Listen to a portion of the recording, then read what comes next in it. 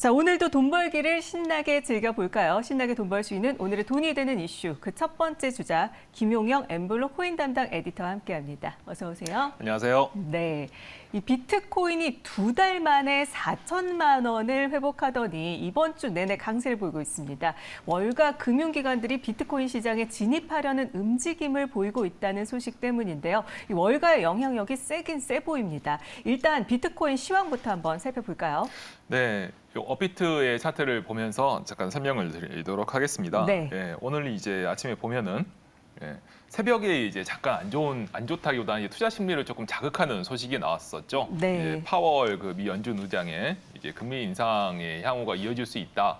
이런 네. 매파적 발언이 나오면서 파월의 말은 또 무섭죠. 그죠. 네. 긴축 우려가 좀 나오면서 전체적인 이제 투자 시장이 자산 시장이 조금 움츠려드는 느낌이어서 네. 살짝 이제 비트코인도 이제 차트에서 보시는 것처럼 조금 아래로 흐르고 있는데 여기서 뭐 보시면 아시겠지만 이제 이 23일 날에 이제 이 비트코인이 3,900만 원대에서 이제 4천만 원대로 올라서면서 이 3일부터 이제 오늘 29일까지 5일 정도 이제 4천만 원대에서 계속 강세를 보이고 있다고 할 수 있겠습니다. 차트 뭐 왼쪽을 쭉 보시면 아시겠지만 이전에 즉 이제 2일부터 해가지고 거의 뭐 2주 넘게 4천만 원을 한 번도 올라선 적이 없어요. 그런데 23일 날 이제 4천만 원을 위로 올라선 이후부터는 이제 닷새 동안 4천만 원 그리고 이제 달러로 하면 약 3만 달러인데요. 이 3만 달러 선을 이제 수상하면서 비교적 강세를 견조한 흐름을 보이고 있다라고 할 수가 있겠습니다. 네. 이렇게 견조한 흐름을 보이는 이유로는 이제 뭐 저번 주에도 말씀드리고 했었던 가장 첫 번째 이유 그리고 이제 말씀해 주셨던 이제 블랙락 이제 월가의 네. 거인이죠. 월가의 거인인 블랙락이 이제 SEC에 미국 증권거래위원회에 이제 비트코인 현물 ETF의 상장을 신청했다는 이런 소식과 함께 그리고 이제 스타델이나 피델리티 같은 다른 이제 월가의 거인들이 뭉쳐서 기관 투자자들 대상으로 하는 즉 자기들이 이제 자기들만 코인을 거래하겠다 이렇게 하는 그런 네. 의도를 가진 코인 거래소 이제 EDXM을 또 새로 출범을 했습니다. 이 EDXM 같은 경우는 이제 기관 투자자들 대상으로 하는 것이기 때문에 개인 투자자들은 아예 계정을 만들 수가 없습니다. 네. 그래서 이제 이 등록된 승인받은 기관 투자자들만 이제 거래를 할 수 있는 이 코인 거래소가 출범을 하면서 이 두 가지가 이제 말씀해 주셨던 월가의 이제 코인 시장 진입이 가시화되고 있다라는 그런 해석을 낳으면서 이제 비트코인이 4천만 원대에 올라섰고 계속해서 강세를 보이고 있고요.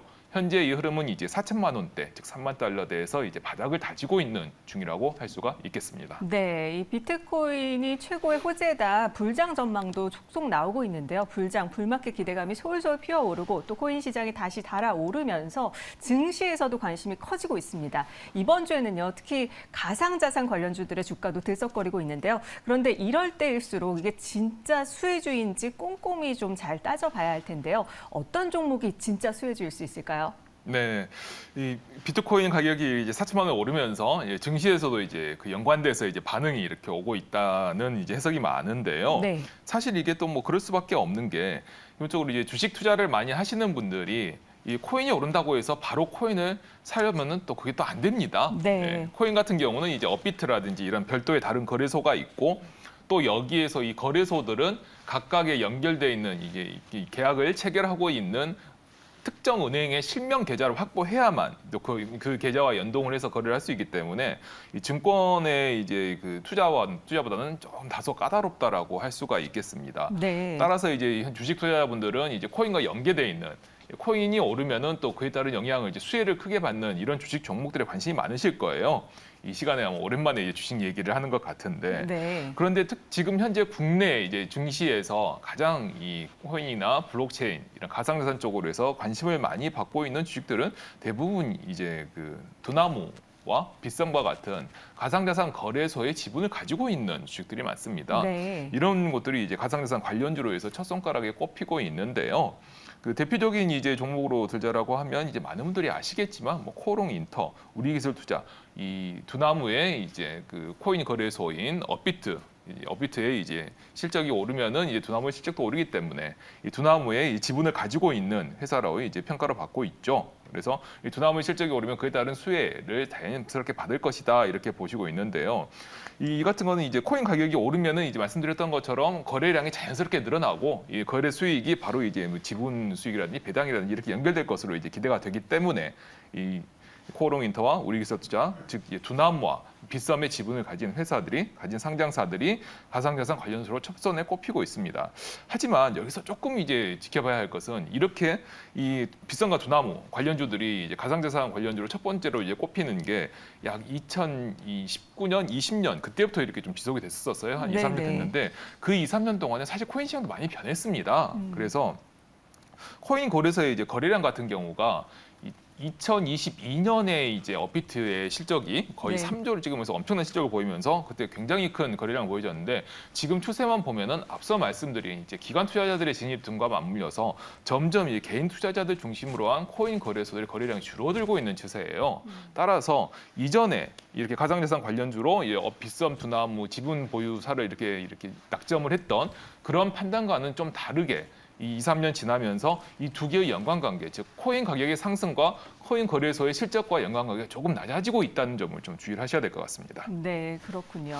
사실 재작년 코인 불장 때 업비트가 정말 엄청난 실적을 보여줬었잖아요. 네네. 네, 이 때문에 아직도 증시에서는 코인 가격이 오르기만 하면 두나무 지분 보유사들에 대해서 관심이 쏠릴 수밖에 없는 것으로 보이는데 어쩔 수가 없죠. 거래량이 그렇잖아요. 그래서 줄어든 지금도 사실 투자를 해도 괜찮은 건지 여기에 대해서 좀 얘기를 해주시죠. 예, 그 부분에 대해서 좀 더 확실하게 좀 말씀을 드려야 될 것 같아요. 네. 사실 이제 이렇게 그 두나무나 빗썸, 즉 가상자산 거래소의 이 지분을 보유한 이 상장사에 관심이 쏠리는 가장 큰 이유는 업비트가 정말 어마무시한 엄청난 실적을 보여줬기 때문인데요. 네네. 2022년에 업비트의 영업이익이 무려 3조 2,700억이 났었습니다.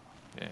연간 영업이익이 3조 원에 달하는 회사가 사실 그렇게 와. 많지는 않고요. 그렇죠. 예. 시가총액 상위사에서도 이 정도의 실적을 내는 회사가 그렇게 많지 않고 네. 그리고 제 기억에 이게 아마 10년이 2022년에 두나무가 10년이 안 됐던 것으로 제가 기억을 하는데 이 설립된 지 10년이 안 됐던 회사가 영업이익이 조 단위를 내는 사례가 사실 극히 드뭅니다. 어마어마하네요. 네이버나 카카오 같은 이런 회사들도 사실 설립된 지 꽤 이후에 이렇게 됐었거든요. 네네. 그리고 영업이익뿐만이 아니라 순이익이 또 2조, 순이익도 2조가 넘었었죠. 순이익도 예, 2조요? 순이익 2조가 와. 넘었습니다. 네. 이렇게 엄청난 실적을 냈었기 때문에 이런 회사에 미리 투자를 했던 회사들에게는 당연히 이제 많은 분들이 관심을 가질 수밖에 없는 그런 상황이었죠. 이게 지금까지도 이제 주식시장에서 가상자산 관련주 하면 이제 두나무의 지분 보유사 또는 빗썸의 지분 보유사가 첫 번째로 꼽히는 이유이기도 합니다.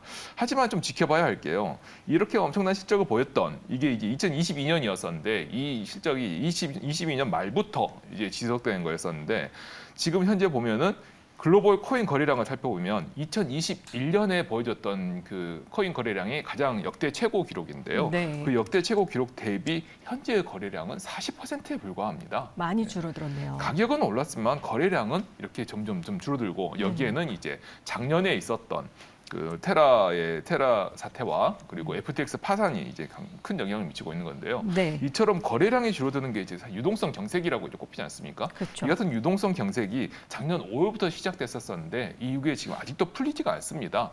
올해 초에 비트코인이 거의 70% 이상 이렇게 올랐음에도 불구하고 유동성은 그렇게 많이 증가하지 않았었어요. 네. 이거는 이제 시장의 이제 질이 그리고 시장에서 이제 거래 비용이 그만큼 늘어난다는 거기 때문에 시장의 질이 나빠지고 있다라는 걸 또 이렇게 볼 수 있는 것이어서 네. 굉장히 좋지 않은 신호입니다. 따라서 이 같은 유동성이 빨리 해소되는 게 상당히 중요한데 이걸 해소되는 이제 계기로 이제 말씀드렸던 월가 주도로 기관 중심의 코인 거래 시장이 새롭게 형성될 것이라는 기대가 있고 이렇게 이 기관 중심의 코인 거래 시장이 형성이 된다라고 하면 다시 새로운 유동성이 이제 공급되면서 유동성이 늘어나서 시장의 질도 좋아지고 유동성 경색이 해소되면서 코인 가격에 또 견조한 상승도 이끄는 이런 일이 일어날 것으로 좀 기대를 받고 있죠. 하지만 여기서 시장이 이렇게 갈 경우에 이렇게 체크해야 될 점이 말씀드렸던 것처럼 지금까지 이 업비트, 빗썸, 또 뭐 코인원, 뭐 코빗 또는 해외에서는 코인베이스, 또 바이낸스와 같은 이렇게 개인 투자자 대상으로 하는 거래소들의 영향력이 낮아질 수도 있다는 점은 꼭 투자의 포인트로 체크하셔야 될 것입니다. 네, 전 꼭 챙겨서 기억을 해야겠습니다. 그렇다면 그동안의 코인 거래 시장에도 변화가 생길 것으로 보이는데요. 그렇다면 이 거래소 관련주 말고 다른 코인 수혜주가 또 있을까요? 네. 또 있겠죠. 예. 블록체인과 관련 블록체인 어찌 보면 또 기술인 거니까 네. 기술과 또 좀 새로운 서비스인 거니까 이 서비스에 직접적으로 연관되거나 이 기술에 대한 노하우를 가지고 있는 이런 것들은 당연히 수혜를 받는다고 볼 수가 있겠는데요. 네네. 특히 이 중에서 또 국내에서는 또 관심을 많이 가지고 계신 분들이 블록체인 기반 서비스 관련주입니다. 이 블록체인 기반 서비스라고 말은 했었습니다만 가장 대표적인 게 게임이죠. 네. 블록체인 기술을 적용하고 가상자산을 적용한 플레이 투 언이라고 하는 이제 게임을 하면서 코인을 통해서 이렇게 가상자산도 버는 혹자는 게임 쪽에서 사용되는 언어로 쌀목이라고 이렇게 말씀하시는 분들도 있긴 한데 네네. 네, 이런 게임들이 바로 블록체인 기반 서비스와 바로 직접적으로 연관이 돼 있다고 할 수 있겠습니다. 네, 이런 이제 이 게임사들 대표적으로 들 수 있는 곳이 위메이드, 컴투스 등을 들 수가 있겠는데요. 네. 이 게임사들이 또 공통적으로 보면 또 메타버스 연계도 같이 얘기하고 있기도 해요. 그리고 또 블록체인과 메타버스를 또 게임사 별개로 블록체인 기반 메타버스를 이제 기획하고 개발하고 있는 분들도 있긴 한데요. 메타버스는 아직 좀 실사용 사례가 없기 때문에 이쪽은 좀 주의해야 되긴 합니다만 게임 같은 경우는 향후에 이 진행 방향이 어떻게 될지를 좀 확인해 보시면서 투자할 것으로 한번 확인해 보셔도 괜찮을 것으로 보입니다. 네, 블록체인 기반 서비스사 위메이드, 컴투스 얘기를 해주셨고 메타버스 관련해서도 말씀해 주셨는데 자, 그렇다면 이 블록체인 기술과 관련한 수혜주들은 어떤 것들이 있을까요? 네, 기술과 관련해서도 확실히 수혜주를 좀 꼽을 수가 있을 것 같은데요. 근데 이게 좀 이 블록체인 기술이 워낙 이제 등장한 지 얼마 안 된 기술이다 보니까 네. 아직 이 기술 자체를 이제 오랫동안 개발하고 또 안정적으로 계속 개발한 상장사는 사실 찾아보기 어려운 것이 현실입니다. 예, 그래서 국내에서는 LG CNS라든지 SK CNC와 같은 이런 대기업 그룹사의 IT 서비스 회사들도 블록체인 쪽에 대해서 나름 얼마 전부터 연구를 하고 몇 년째 됐죠. 몇 년째 연구를 하고 개발을 하고 있긴 합니다만 그 전체 그 사업에서 블록체인이 차지하는 비중이 적습니다. 네. IT 서비스니까 굉장히 많은 분야를 관장을 하고 통신이라든지 인터넷이라든지 모바일이라든지 수많은 여러 인터넷 서비스가 있는데 그 여러 서비스 중에서 블록체인은 아직 일부일 수밖에 없는 거거든요. 그래서 블록체인 하나만을 이제 개발을 하고 하나만을 이제 개발하면서 기술을 확보한 회사들은 아직까지는 스타트업들이 좀 다수입니다. 네. 그래서 상장사가 아니기 때문에 투자하기가 좀 어렵죠. 네. 여기서 그런데 좀 주목해야 될 것은 앞서 말씀드렸던 월가의 이제 블록체인이 코인 시장 진입과 맞물려서 월가에서 코인 시장에 이제 진입하려고 하는 것이 이제 금융 기관들이 중심으로 기관 중심의 시장을 만들려고 하는 것이지 않겠습니까?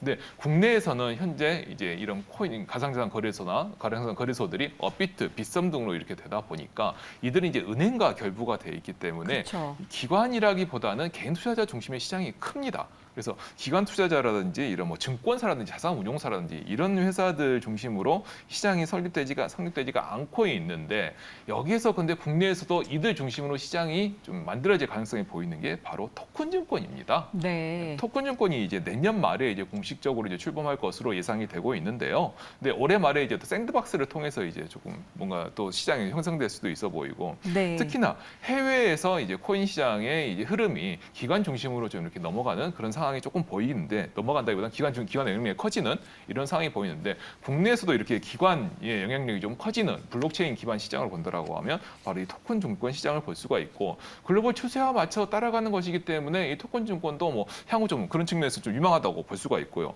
그래서 토큰 증권 솔루션을 이제 가지고 있는 회사들이 있습니다. 네. 이런 회사들이 이제 IPO를 이제 하려고 하는 경우도 있는데 그 파라메타라든지 아니면은 그 블록코라는 이런 몇몇 회사들이 있습니다. 네. 이런 회사들이 또 상장을 해서 이제 많은 투자자들에게 인정을 받고 그에 기반해서 블록체인과 이런 토큰 증권 관련 기술을 개발하려고 하는 시도가 있기 때문에 이런 부분을 또 주목하셔도 좋을 것입니다. 네, 이 토큰 증권 솔루션 회사 파라메타 블록코까지 말씀을 해주셨습니다. 자, 지금까지 돈이 되는 이슈 김용영 엠블록 코인 담당 에디터와 함께 자세히 살펴봤습니다. 오늘 말씀 고맙습니다. 감사합니다.